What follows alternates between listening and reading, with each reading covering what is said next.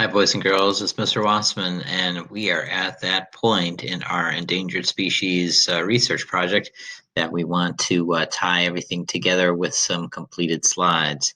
Now, you have had some experience with slide composition with our famous Hoosiers project, so I'm not going to spend a lot of time talking about how to do things. I've already done some tutorials on that. I want to instead just kind of focus on some housekeeping things with this project. I'm going to go to the classification page right here. And as you can see, there's some different colored texts and some parts that are highlighted. Now we want all of this to kind of tie together. So I'm going to open up my text box and select all the text. And then what I'm going to do is I'm going to choose one color. Now, if you leave the background white, I would suggest you keep the text black. And then I can eliminate any and all highlighting by just telling the computer to make all highlights transparent. So now you can't tell which parts were sentence starters and which parts were the facts and information that I plugged in. Now, the slide template is just that, a template. It is a framework for you to build a good slideshow around. Now, you can play around with the size and shape of some slides. I'll give you an example. Here, where I talked about the threats of survival for the American bison, there were a couple of text features. This table and this map right here is actually a picture of 3 maps. It was pretty large, and I decided to take the top part of the title and center it on top instead of keeping it to one side. That allowed me to make my space a little bit bigger. But here I'm going to go ahead and change my text. And you'll notice that I actually have 2 text boxes on this page. I did that so that I could work the text around this chart right here that I pasted.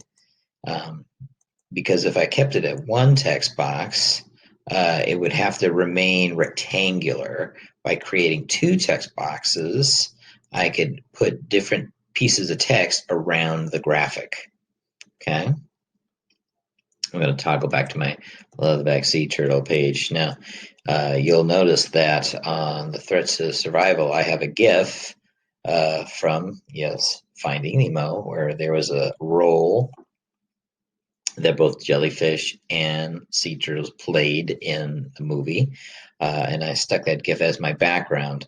Now I changed the color of my text to white so that it would fill in nicely and not blend into the background of the GIF. But I also wanted to point in, I put another image. I put an image on top of the GIF, and that is possible. Just like you put a picture on top of a background. Google Slides will have an image as your background, and you can put images on top of that, as well as text box for your title and your text. Okay. Now, on this slide right here, this threats to survival, I actually wrote a lot about what to do in order to save the American bison, or what people can do to help. And my slide is fairly word heavy, which doesn't leave a lot of room for images. So I have a couple of choices I can make.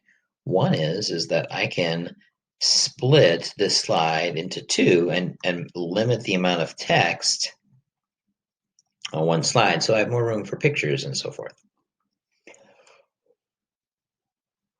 But I think what I'm going to do instead is I'm going to change the shape of my text box, which stretches the text, and then that allows it to fill the width of my slide, and then I can make the text box shorter, and that pushes the text down to a smaller space. So here I'm just kind of manipulating the text box size allowing it to stretch out wider.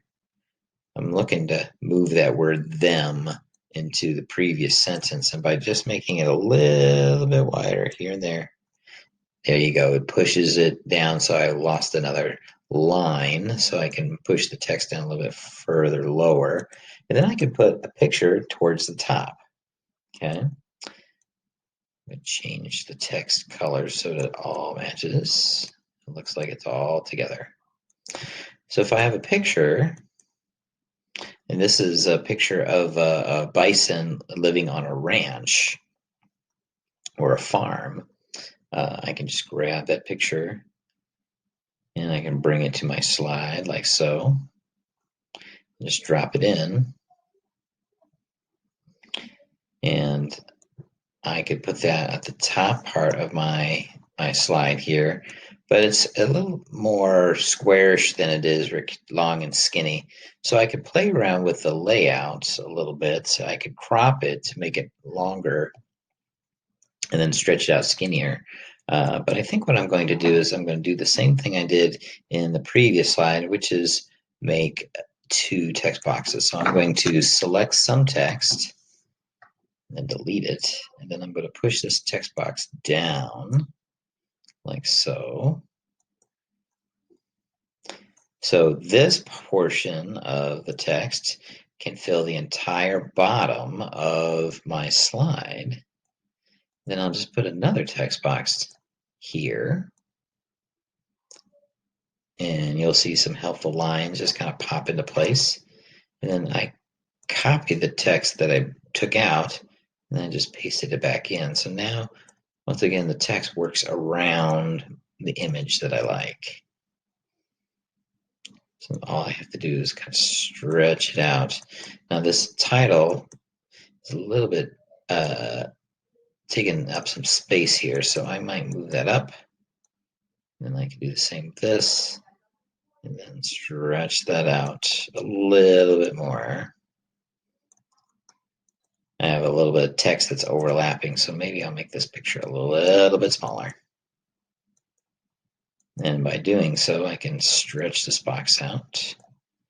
And maybe I want to take this title and make it just one line. Stretch that out here. There you go. That gives me a little bit more room. And again, I can line up my text, line up my text boxes. There. The purpose of all slideshows, Google Slides or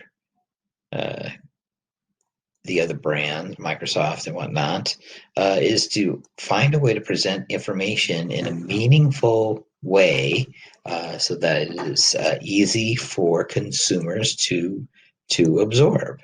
Okay, so when I am showing a slide, it has multiple purposes. It's to allow the reader to read the text, but it also gives them some visual context about what I'm talking about.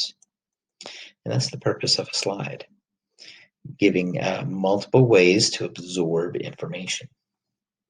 So as you are finishing up your slideshow, I want you to look at your slides. I want you to ask yourself, is each element providing something for the viewer or the reader to learn? Is it presented in a way that is pleasing to the eye, that's not too chunky or overloaded with features? You know, sometimes the temptation is to cram in all kinds of goodies into one page. Sometimes we can add too much. But this is our slideshow. And I hope that you've enjoyed learning about this endangered species that you chose as your topic. If you're still interested in learning more, there's a wealth of information about animals out on the internet.